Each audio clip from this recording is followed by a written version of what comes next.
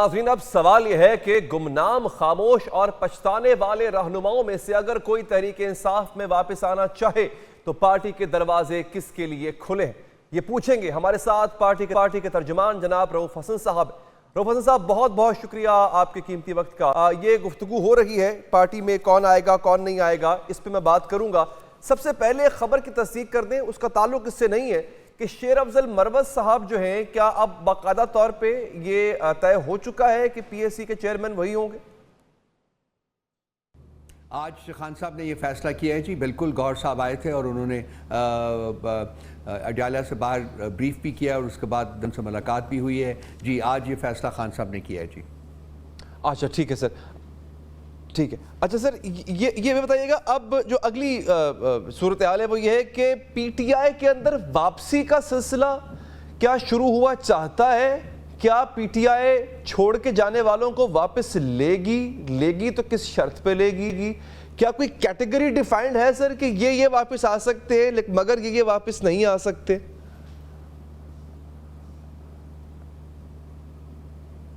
دیکھیں، بڑی hype create ہوئی تھی میڈیا میں پچھلے کچھ دنوں سے، اور جس کے پیچھے ہمیں کچھ ایک ویسٹڈ انٹرسٹ جو تھا وہ لگ رہا تھا۔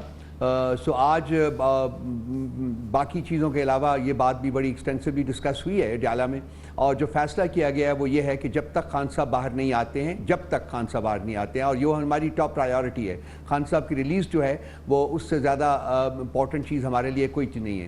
تو جب تک وہ رہا ہو کے باہر نہیں آتے انشاءاللہ تعالیٰ، اس وقت تک اس معاملے کو آپ سمجھیے کہ دفن کر دیا گیا ہے۔ یہ معاملہ ڈیبیٹ نہیں ہوگا، کسی قسم کی کوئی واپسی نہیں ہوگی اس وقت تک جب خان صاحب باہر آئیں گے۔ تو پھر اگر اس وقت یہ ایشو ڈسکس ہونا ہوا تو پھر وہ خود اس کے مجاز ہیں، وہ خود فیصلہ کریں گے اس بارے میں کہ کس طریقے سے ہم نے پروسیڈ کرنا ہے۔ But for the time being till he comes out of jail, یہ معاملہ جو ہے اس کو دفن کر دیا گیا۔ ٹھیک، بٹ آپ کو لگتا ہے سر کہ کچھ لوگ ہیں ایسا جو واقعی واپس آنا چاہتے ہیں؟ دیر آر فیو اور مائٹ بی مینی جو ریگریٹ بھی کر رہے ہوں پی ٹی آئی کو چھوڑنا ہے اس ٹائم؟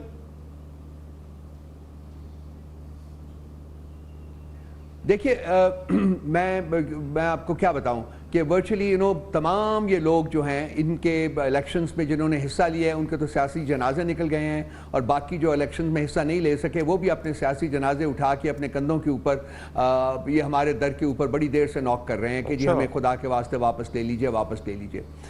میں اس سے زیادہ اور کچھ نہیں کہنا چاہوں گا اس مسئلے کے اوپر، لیکن دوسرا پارٹ ہے آپ کے سوال کا، اس کے جواب میں یہ کہوں گا کہ there are two kinds of people basically جو کہ پارٹی سے باہر گئے تھے۔ ایک وہ کائنڈ ہے جنہوں نے کہ جب پارٹی کو جب چھوڑا تھا انہوں نے، اس کے بعد انہوں نے پریس کانفرنسز کی تھی اور انتہائی وائٹوپریٹو اور وینمس قسم کی سٹیٹمنٹس جو ہیں وہ آبویسلی لوگوں کے کہنے کے اوپر دی تھیں۔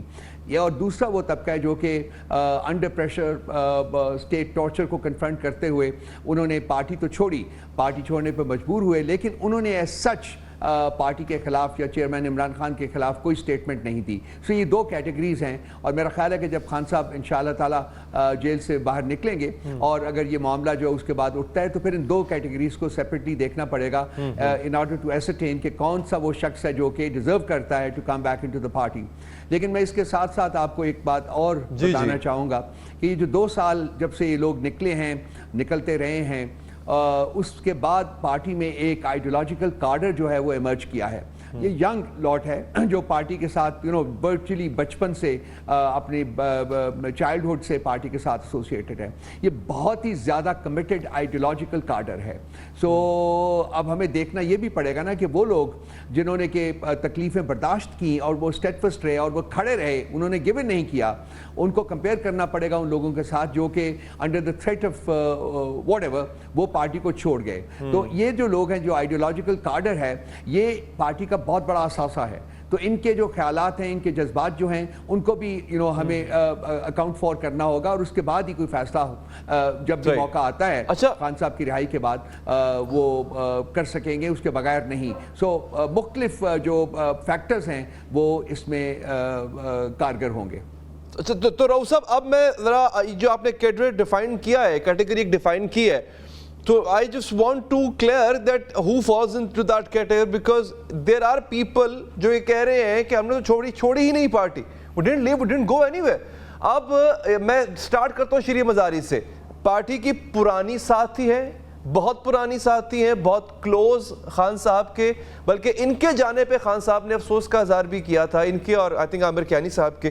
تو یہ انہوں نے تو کہا ہے کہ پارٹی ہم نے چھوڑی ہی نہیں ابھی, حالانکہ پریس کانفرنس کی تھی, سیاست سے بیزاری کا اعلان کیا تھا.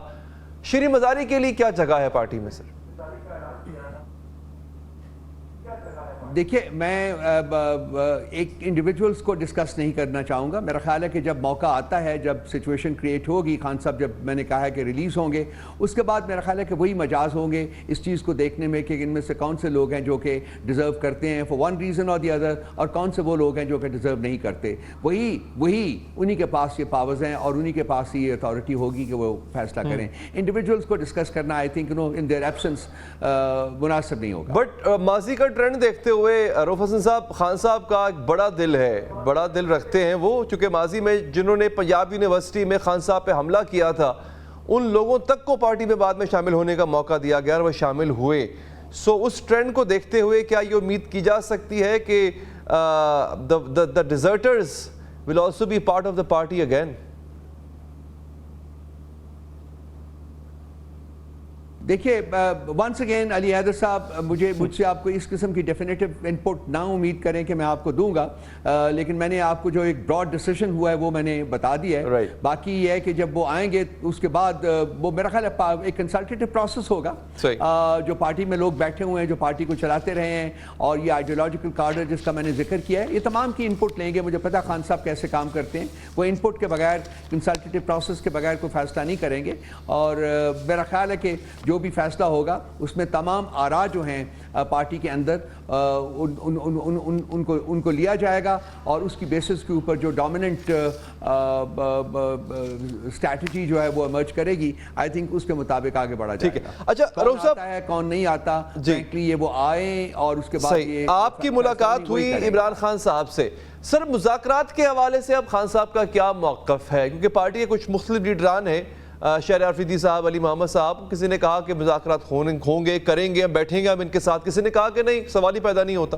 عمران خان صاحب کا مذاکرات کے حوالے سے اصولی موقف کیا ہے؟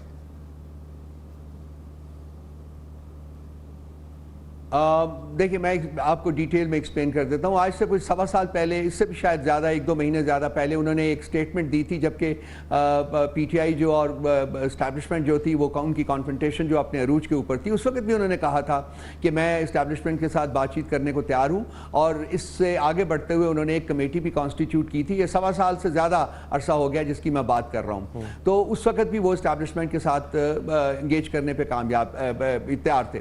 اب کیوں اسٹیبلشمنٹ کے ساتھ انگیج کرنے کے لیے تیار ہیں؟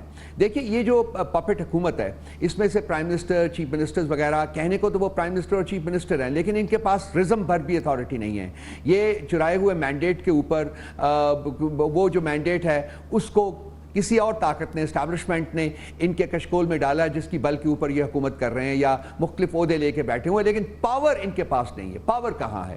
پاور کا منبع جو ہے وہ اسٹیبلشمنٹ ہے, وہ کہیں اور ہے, وہ پرائم منسٹر ہاؤس نہیں ہے. تو رؤف صاحب, اگر اسٹیبلشمنٹ نے ان کو پاور دی ہے for the sake of being puppets only, let's assume the fact, جو آپ کہہ رہے ہیں میں اسیومشن کر لیتے ہیں, مان لیا ٹھیک ہے, اگر اسٹیبلشمنٹ نے ان کو پپٹ بنا کے ان کو پاور دی ہے, تو آپ کو واپس کیوں دیں گے پاور؟ وہ آپ کو کیوں لگتا ہے پھر اسٹیبلشمنٹ جو ہے وہ آپ سے بات کرے گی اور پھر آپ کی بات مانے گی؟ آپ نے بات نہیں میری سنی نا, میری آپ نے بات سن لیتے تو میں آپ کو ایکسپلین کر دیتا کہ میں کیا کہنے چاہتا ہوں. اچھا وہ ہم اسٹیبلشمنٹ کے ساتھ, دیکھیے منبع پاور کا جو ہے, طاقت کا جو ہے, وہ یہ پرائم منسٹر ہاؤس نہیں ہے یا چیف منسٹر ہاؤس نہیں ہے, وہ کہیں اور ہے, وہ اسٹیبلشمنٹ ہے, ان کے پاس ہے. لیکن اسٹیبلشمنٹ کے پاس ہم اس لیے نہیں جائیں گے کہ ہم نے ان کے ساتھ کوئی ڈیل کرنی ہے.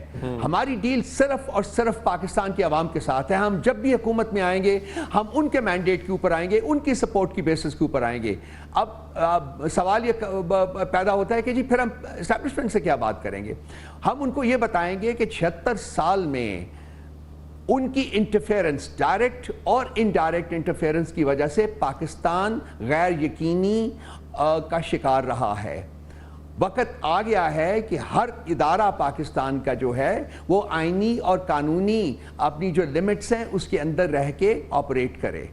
اسٹیبلشمنٹ کے ساتھ جو ادارے اسٹیبلشمنٹ کانسٹیٹیوٹ کرتے ہیں، فوج ہو یا ایئر فورس ہو یا نیوی ہو، وہ مضبوط ادارے ہونے چاہیے، ان کو اور مضبوط کرنے کی ضرورت ہے، اور اس کے لیے بہت اسینشل ہے کہ ملک مضبوط ہو، مضبوط ملک جو ہے وہ اکنامکلی ترقی کرے تاکہ ایک مضبوط اسٹیبلشمنٹ کو سپورٹ کیا جا سکے۔ اس کے لیے اشد ضروری ہے کہ ہر ادارہ جو ہے وہ اپنے آئینی اور قانونی ڈومین میں واپس جائے اور وہاں آپریٹ کرے، اور جو حکومت کا جو مینڈیٹ ہے وہ عوام دیتے ہیں اور وہ پولیٹیشنز کو دیتے ہیں، یہ ان کا حق ہے اور ان کو ہی یہ حق رہنا چاہیے ان کے پاس، کیونکہ آپ کا آئین جو ہے وہ یہ ڈکٹیٹ کرتا ہے۔ سو ہم کوئی ڈیل کرنے نہیں جا رہے، آئی ریپیٹ، ہماری ڈیل پاکستان کے عوام کے ساتھ ہے۔ جب بھی ہم حکومت میں آئیں گے، ہم اپنے لوگوں کی، اپنے عوام کی، اپنے سپورٹرز کی سپورٹ کی وجہ سے آئیں گے، ڈیل کر کے نہیں آئیں گے۔